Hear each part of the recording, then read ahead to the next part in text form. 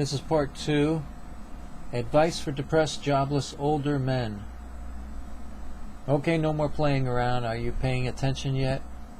Can you wait until this is finished before you go to the bathroom? Put the beer down.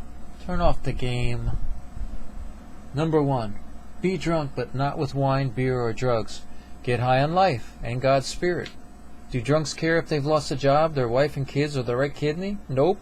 Stop worrying and start trusting in God or the universe. An easily offended person is an offensive person.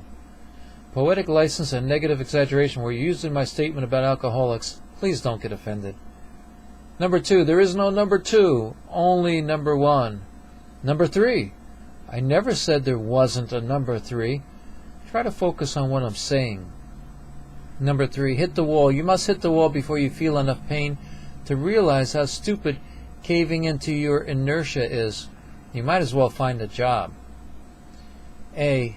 Some people have a 1-foot-tall wall and they are ready to go back to work once they dip into their principal because they've exhausted their investment interest returns. B. Some have a 6-foot-tall wall and they have no more money in the bank. No one will lend them money. And there is no food in the refrigerator or even under the couch pillows. C. Some people will work for food and beg on busy streets, but you need a tall ladder to get over that wall. D. Homeless for 6 months, 3 years, or 7 years is a pole vaulter's type of wall. Its heights are dizzying. E. Push down the stones on your walls as low as possible, climb over, and look for work. F. Take any crappy job, so a better employer will know that you will stick with a job. G. Pray that God will give you a meaningful and severely challenging job. That's how God works. He'll help you, but you might be doing a job that no one else will do. I. Expect your family to reasonably provide for you. If you are making huge efforts to help them and yourself, they should help you. Your family. J. If you have no family left, then you might consider dating and maybe marrying somebody. You'll have to give up a lot of freedom and any bad attitudes, but maybe together you can both make it. K. Go to churches, shelters, apply for any government programs, and ask friends for help, even money, before you're homeless. L. If you have a 3-bedroom house and a wife, maybe you can foster care some children. You can get paid for that. Work at a group home, or you can become a caregiver for an elderly, disabled relative, etc. M. Humor or anything that teaches positive and helpful advice is not a waste of time. Hearing but not doing won't help you very much. That was N. O. Take time to be happy. P. Consider being a house husband and house father of a wife that makes a decent salary. Crisis and panic time. This is depressing advice. I'm sorry. When the money runs out and you find motivation, you'll also develop amazing interviewing skills. But if that isn't the case, you can always pull out your outdoor camping equipment for your new homeless lifestyle. In 6 months' time, you'll be used to it. The human mind has an amazing ability to adapt to anything in 6 months. If you're chronically diseased in mind or body, file a Social Security disability claim, have a lawyer that can help you, one that only handles these kind of claims. If you're lucky enough to have friends, you can crash at their houses for a few days and move on to the next one. Don't make a mess, only eat the rotten or leftover foods, and don't be around when they want to be alone. Suicide. It's crucial not to walk near highways, walk on dark roads, or be around powerful drugs or chemicals that can kill you. This is not the time to get drunk and stupid in a biker bar.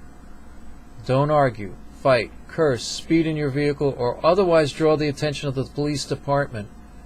They will not feel sorry for you as much as the courts will be lenient for good-working people. They will not feel sorry for you as much. And, you don't have a job. And besides, they have to uphold the law. Don't do anything that has a high probability of making your situation worse, because it will. And then you'll be more depressed.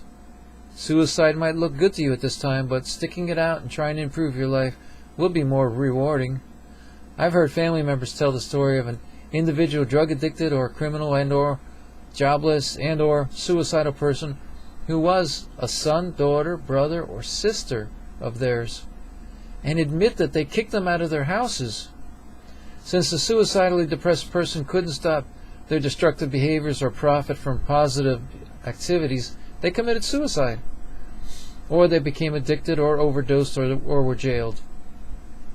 Suicide affects us all. There are many people, government, nonprofit services, and angels that tried to keep someone from committing suicide, but they couldn't. Did they fail? No.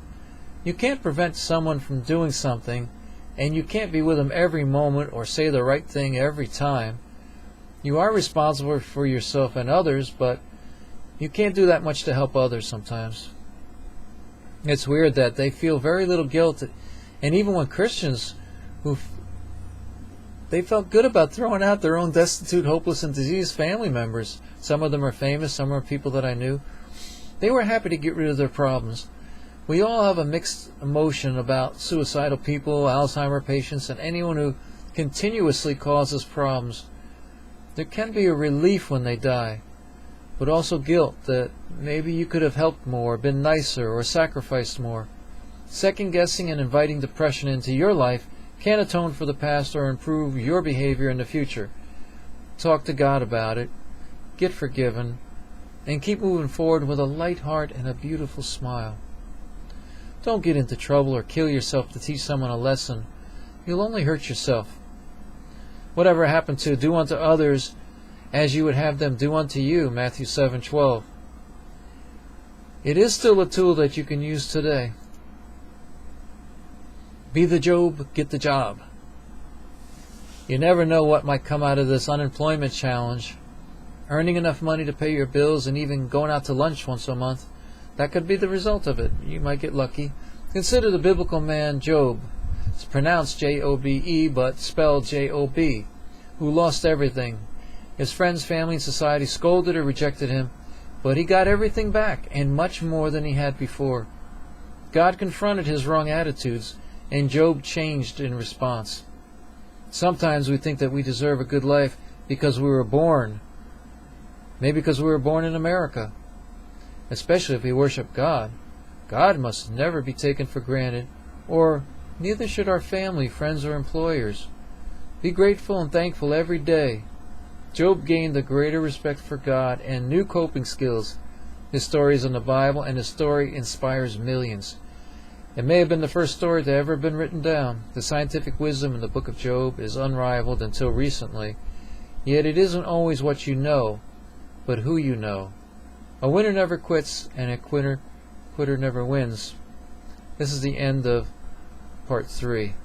Thank you for listening and watching.